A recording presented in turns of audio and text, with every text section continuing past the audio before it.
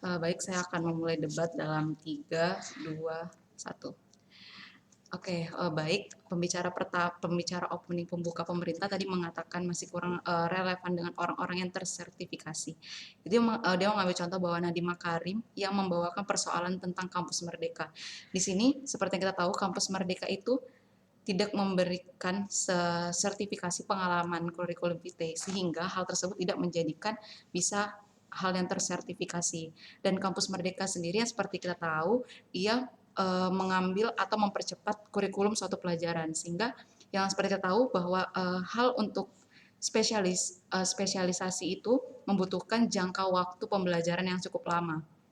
Dan pembicara pertama oposisi juga mengatakan terkait media sosial, bahwasanya di sini media sosial itu informasinya itu bebas, kita hanya bisa mencari di media sosial itu hiburan, konten, dan ilmu-ilmu pengetahuan yang dasar tanpa analisa, yang mana kontradiksi dengan pembicara kedua bahwa media sosial itu bisa diakses di berbagai media seperti TikTok dan YouTube. Hal itu tersebut di mana poin ini tidak relevan dengan kualifikasi yang kita menyesal glorifikasi terhadap karir spesialis.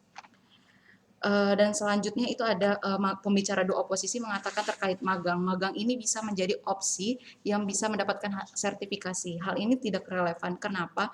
Dikarenakan magang itu hanya bersifat sementara. Seperti kita tahu bahwa menjadi karir spesialis itu membutuhkan waktu yang lama. Di sini magang ini hanya bersifat sementara, sehingga tidak bisa menjadi standarisasi untuk menjadi seorang spesialis. Dan hal tersebut tidak relevan dengan hal yang tersertifikasi tadi. Jadi kenapa saya akan kembali ke argumen saya, kenapa kami menyesali glorifikasi karir spesialis.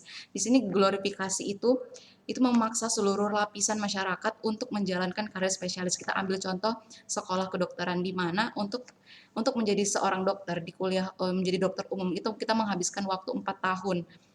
Dan untuk jenjang selanjutnya itu 2 tahun kita harus menjalani koas atau praklinik, dan 2 tahun selanjutnya kita baru bisa melanjutkan sekolah pendidikan spesialis ini, di mana contoh ini itu menjadi contoh bahwa memaksa masyarakat untuk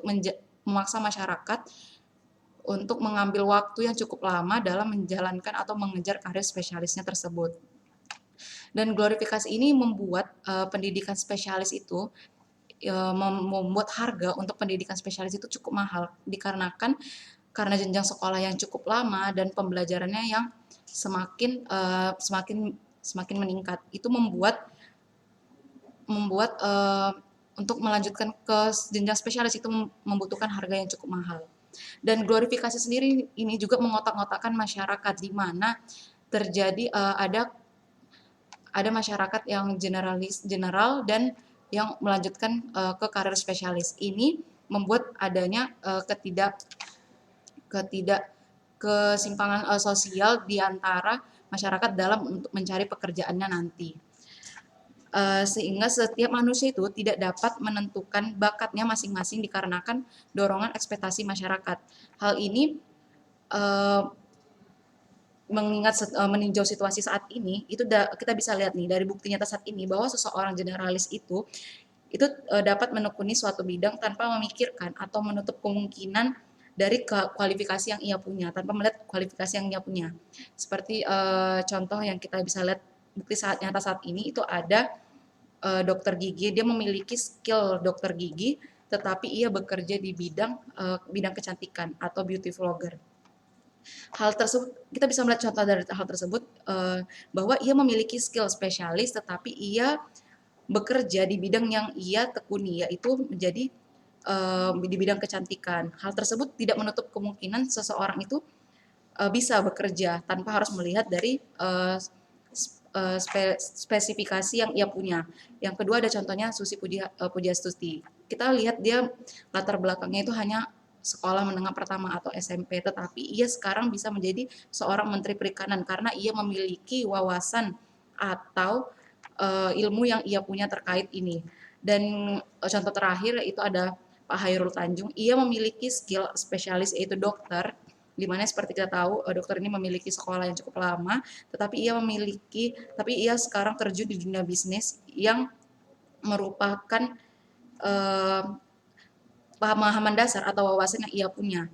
Nah, dari contoh-contoh tersebut, ini udah bukti nyata bahwa seseorang generalis itu dapat menekuni suatu bidang tanpa memikirkan atau melihat atau kualifikasi yang ia punya.